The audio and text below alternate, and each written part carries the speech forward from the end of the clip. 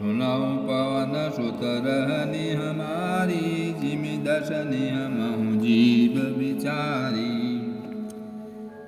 तब विभीषण जी ने कहा कि हे पवन पुत्र, मेरी रहनी सुनो। मैं यहाँ वैसे ही रहता हूँ जैसे दांतों के बीच में बेचारी जीव। तात कबहु मोहि जानि अनाथा, करि हरि कृपा भानुकुल नाथा। हे तात, मुझे अनाथ जानकर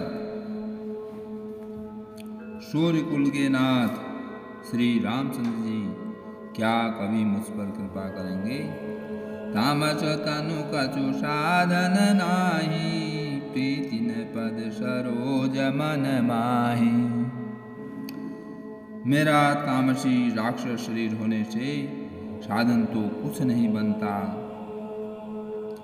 और न मन में श्री रामचंद्र जी के चरण कमलों में प्रेम ही है। अब मोहि भरोस हनुमंता, बिनु हरि कृपा मिलहि नहीं संता। परंतु हे हनुमान, अब मुझे विश्वास हो गया है कि श्री राम जी की मुझ पर कृपा है, क्योंकि हरि की कृपा के बिना संत नहीं मिलते। जो रघुवीर अनुग्रह किन्हा, तो तुम मोहि दरसु हटि दिन्हा। जब श्री रघुवीर ने कृपा की है, तभी तो आपने मुझे हट करके अपनी ओर से दर्शन दिए हैं। हनुमान जी ने कहा, सुनो विभीषण प्रभु कै रीति, करई सदा सेवक पर प्रीति। हे विभीषण जी सुनिए, प्रभु की यही रीति है कि वे सेवक पर सदा ही प्रेम किया करते हैं। कहूँ कवन मैं परम कुलीना, कपि चंचल सब ही विधिहीना। भला कहिए मैं ही कौन बड़ा कुलीन हूँ, जाति का चंचल वानर हूँ और सब प्रकार से नीच हूँ। प्रातलेय जो नाम हमारा, तेई दिन ताहि न मिले आहारा। प्रातः का जो हम लोग बंदरों का नाम ले ले, तो उस दिन उसे भोजन न मिले। असमय अदम सका सुनु, मोह पर रघुवीर, कि नहीं कृपा सुमेरी गुण भरे बिलोचनी। हे सखा सुनिए, मैं ऐसा अधम हूँ, पर श्री रामचंद्र जी ने तो मुझ पर भी कृपा ही की है। भगवान के गुणों का स्मरण करके हनुमान जी के दोनों नेत्रों में प्रेमाश्रुओं का जल भराया। जानता हूँ अस स्वामी बिसारी, फिरहि ते काहे न होहि दुखारी। जो जानते हुए भी ऐसे स्वामी श्री रघुनाथ जी को भुलाकर विषयों के पीछे भटकते फिरते हैं, वे दुखी क्यों न हों। यही विधि कहत राम गुण ग्रामा, पावा अनिर्वाच्य विश्रामा। इस प्रकार श्री राम जी के गुण समूह को कहते हुए उन्होंने अनिर्वचनीय परम शांति प्राप्त की। उन्हीं सब कथा विभीषण काही, जय विधि जनक सुता तह रही। फिर विभीषण जी ने श्री जानकी जी जिस प्रकार वहाँ लंका में रहती थी, वह सब कथा कही। तब हनुमान जी ने कहा, तब हनुमंत कहा सुनु भ्राता, देखी जाऊं जानकी माता। हे भाई सुनो, मैं जानकी माता को देखना चाहता हूँ। जुगति विभीषण सकल सुनाई, चलऊं पवन सुत विदा कराई। विभीषण जी ने माता के दर्शन की सब युक्तियां उपाय कह सुनाई। तब हनुमान जी विदा लेकर चले। कलिसोई रूप गया हूँ पुनित हवा, बन अशोक सीतार जहवा। फिर वही पहले का मशक शरी का रूप धरकर वहां गए जहां अशोक वन के जिस भाग में सीता जी रहती थी। देखी मन ही माहू की न प्रणामा, बैठे बीती जात निश जामा। सीता जी को देखकर हनुमान जी ने उन्हें मन ही मन प्रणाम किया। उन्हें बैठे ही बैठे रात्रि के चारों पहर बीत जाते हैं। शरीर दुबला हो गया है। कृष्ण शीश जटायक बेनी, जपति हृदय रघुपति गुण श्रेणी।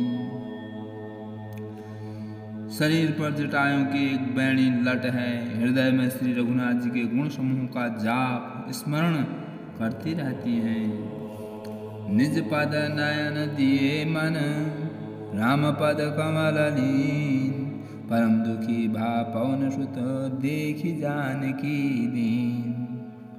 श्री जानकी जी नेत्रों को अपने चरणों में लगाए हुए हैं, नीचे की ओर देख रही हैं और मन श्री राम जी के चरण कमलों में लीन है। जानकी जी को दीन दुखी देखकर पवन पुत्र हनुमान जी बहुत ही दुखी हुए। तरु पर लहु महुरा लुकाई, करई विचार करऊं का भाई। हनुमान जी वृक्ष के पत्तों में छिप रहे और विचार करने लगे कि हे भाई, क्या करूं, इनका दुख कैसे दूर करूं। तही अवसर रावण तह आवा, संग नारी बहु की बनावा। उसी समय बहुत सी स्त्रियों को साथ लिए सज धज कर रावण वहां आया। बहुविधि खल तई समझावा, साम दाम भय भेद दिखावा। उस दुष्ट ने सीता जी को बहुत प्रकार से समझाया, साम दान भय और भेद दिखलाया। रावण ने कहा, रावण सुनु सुम की सयानी, मंदोदरी आदि सब रानी। हे सुमुखी, हे सयानी सुनो, मंदोदरी आदि सब रानियों को तब अनुचरे करऊं पन मोरा, एक बार बेलो को मम ओरा। मैं तुम्हारी दासी बना दूंगा, यह मेरा प्रण है। तुम एक बार मेरी ओर देखो तो सही। तृणधरी ओट कहती बैदेही, सुमरी अवधपति परम स्नेही। अपने परम स्नेही कौशलाधीश श्री रामचंद्र जी का स्मरण करके जानकी जी तिनके की आड़ में पर्दा करके कहने लगी, सुनु दश मुख खद्योत प्रकाशा, कबहु की नंदनी करई विकासा। हे दशमुख सुन, जुगनू के प्रकाश से कभी कमल नहीं खिल सकती है। जानकी जी फिर कहती हैं, तू अपने लिए भी ऐसा ही मन में समझ ले। रे दुष्ट, तुझे श्री रघुवीर के बाण की खबर नहीं है। सट सुने हरियाने हूँ मोही, अधम निलाज लाज नहीं तोई। रे पापी, तू मुझे सुने में हर लाया है। रे अधम निर्लज्ज, तुझे लज्जा नहीं आती। आप सुनिका घोष सम, राम भानु समान। परुष वचन सुनिए काली हसी, बोला अति खिसियान। अपने को जुगनू के समान और श्री रामचंद्र जी को सूर्य के समान सुनकर और सीता जी के कठोर वचनों को सुनकर रावण तलवार निकालकर बड़े गुस्से में आकर बोला, सीता तय मम कृत अपमाना, कठियं तब सिर कठिन कृपाना। सीता, तूने मेरा अपमान किया है, मैं तेरा सिर कठोर कृपाण से काट डालूंगा। नाई त सपति मानु मम बानी, सुमुखी होत न त जीवन हानि।